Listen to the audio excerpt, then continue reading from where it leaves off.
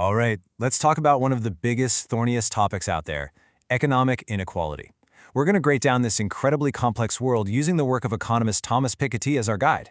We'll get into why there's such a huge gap between the rich and the poor, and what that actually means for us. So let's get right to the heart of it, with the big question that drives this whole thing. We hear the word inequality thrown around all the time, right? But what does it actually mean? Who gets what? And more importantly, why should we even care? How does that gap really shape the societies we live in? So here's how we're going to tackle this. First, we'll look at why this is such a heated political debate.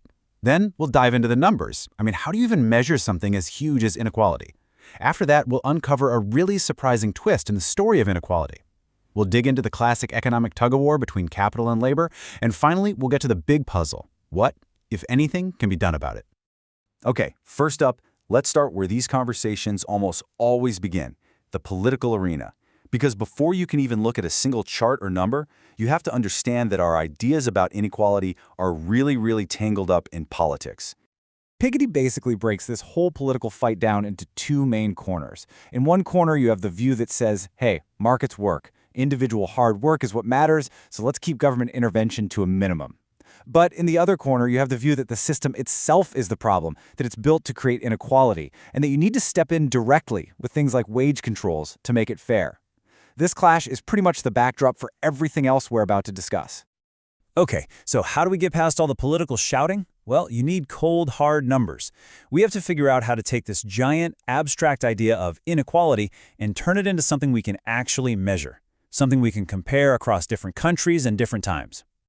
Now, the main tool we're going to use is called the P90/P10 ratio. I know, it sounds super technical, but it's actually incredibly simple. All it does is compare the income of someone in the top 10% to someone in the bottom 10%.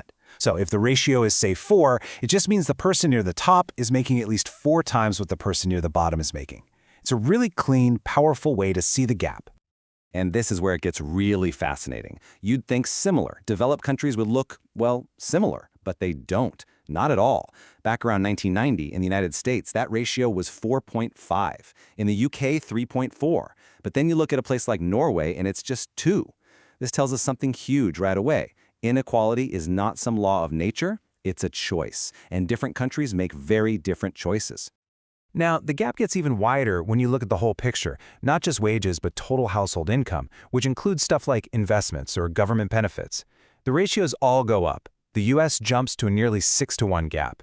And you can see Sweden is still way down at the low end, at less than 3-to-1. All right, let's take a step back and put these numbers in historical perspective. For a huge chunk of the 20th century, there was this really neat, optimistic story that economists told themselves, that inequality would kind of just fix itself over time. It was a story with a happy ending. But then, that story took a very sharp, very unexpected turn. This was the idea. It was called the Kuznets curve. And it basically said that as a country gets richer, inequality first goes up, but then, like magic, it peaks and starts to come down all by itself. For decades, it seemed to be true. It was a super comforting idea, right? Just focus on economic growth and the inequality problem will eventually just melt away. But just when everyone got comfortable with that idea, well, the 1980s came along and threw a huge wrench in the works. That whole neat, tidy, optimistic story was about to come crashing down. And you can see it right here in the numbers. This is the smoking gun. Just look at the US and the UK. Between 1970 and 1990, that wage gap just exploded. In the US, it went from about 3 to 4.5. But then look at Sweden. It's rock solid. It barely moved.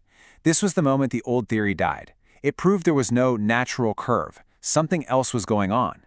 Different policies, different institutions, they were creating totally different worlds. So, what's really going on under the hood? This gets us to the absolute core of the whole inequality story. To really get it, you have to understand the fundamental split in any economy. The split between the money that goes to capital, the owners, and the money that goes to labor, the people who actually do the work. For ages, there was this kind of golden rule in economics. It seemed that no matter what, about 2/3 of all the money in a country went to labor, in the form of wages, and about 1/3 went to capital, as profits. It was this weirdly stable constant. But wait a second. If that split is so stable, how could inequality be skyrocketing, like we just saw? Well, If labor's total slice of the pie isn't changing, it must mean the inequality within that slice is getting bigger. The gap between high-wage workers and low-wage workers is growing. And that changes everything. So if that big capital-labor split doesn't tell the whole story, it leads to the next big question. If a society looks at this growing gap and says, nope, that's not right, what can it actually do? What are the tools in the toolbox? This is what we call the redistribution puzzle. And basically, you've got two main playbooks. The first is direct redistribution. This is where you try to change the outcome inside the market itself. Think hiking the minimum wage or strengthening unions. The other playbook is fiscal redistribution. This one says, let the market do its thing, but then we'll use taxes and government programs to move money around after the fact. And the debate over which one is better is, you guessed it, intense. Now, whether that first playbook, direct redistribution, works really hangs on this one key idea: the elasticity of substitution. It's a fancy term for a really simple question. How easy is it for a company to replace a person with a machine? If it's super easy, if that elasticity is high, then jacking up the minimum wage might just push a company to buy more robots and lay people off. And this is why a lot of economists tend to prefer the second option, fiscal redistribution. The thinking goes like this. You tax a company's profits, not the cost of hiring an employee. That way, you get the money you need for social programs, but you haven't made it more expensive for that company to hire someone in the first place. You're trying to achieve fairness without messing up the basic mechanics of the job market. And so that's where we're left. That old comforting idea that things would just naturally get better, it's been completely shattered by the last 40 years of data.